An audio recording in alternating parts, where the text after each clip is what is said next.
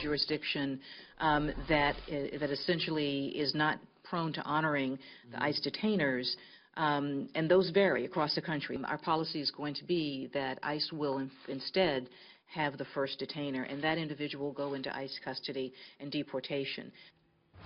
So a major reversal by the Obama administration. The Justice Department will now start punishing sanctuary cities for harboring illegal criminal immigrants.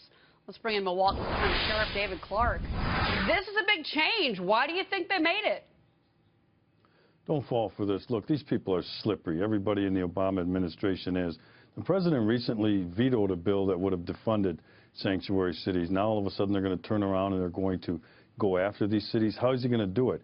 Congress needs to pass a law to defund it, and that's the way to go at this. Who's he going to prosecute? I don't get this at all. This is nothing more than a sleight of hand.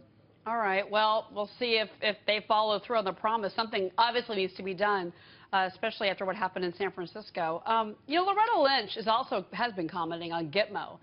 She says that the president can't enact his Gitmo plan on his own. I want you to listen to this.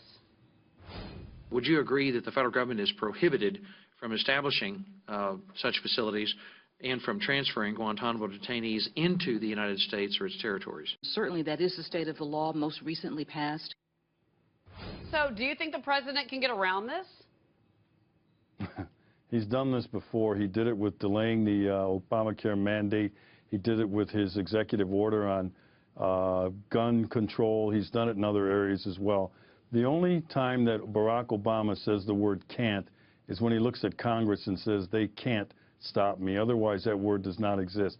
He will find some way to wiggle around this. We will wake up some morning and find out that these detainees have been slipped into the United States and into some a federal prison. That would be catastrophic, because you're going to get some terrorist sympathizer group that's going to go to federal court and say, now that these people are on U.S. soil, they have constitutional rights, which they don't, but you'll find some activist judge that will demand a hearing for habeas corpus, and the next thing you know, these people are going to have to be released into the general population. If I'm one of those terrorists and I'm released, I say, look, you're not sending me back. You brought me into the United States, and I want to stay here. But Barack Obama does not care about that. He cares about his campaign promise to close Gitmo. Well, I hope that does not happen, but I think that's a very valid point that you're bringing up about that. Really quick, I did want to ask about something else that we were covering this morning. Another police officer was shot this week. A Colorado sheriff's deputy was killed by a man. He fired at police. He was being served with an eviction notice. We've had all these attacks on police really just in the last week. What is going on? Well, it'd be nice to know, but there have been 10 law enforcement officers so far this year that have been shot and killed in the line of duty. We didn't have our first one in 2015 until March, so we're up 1,000%.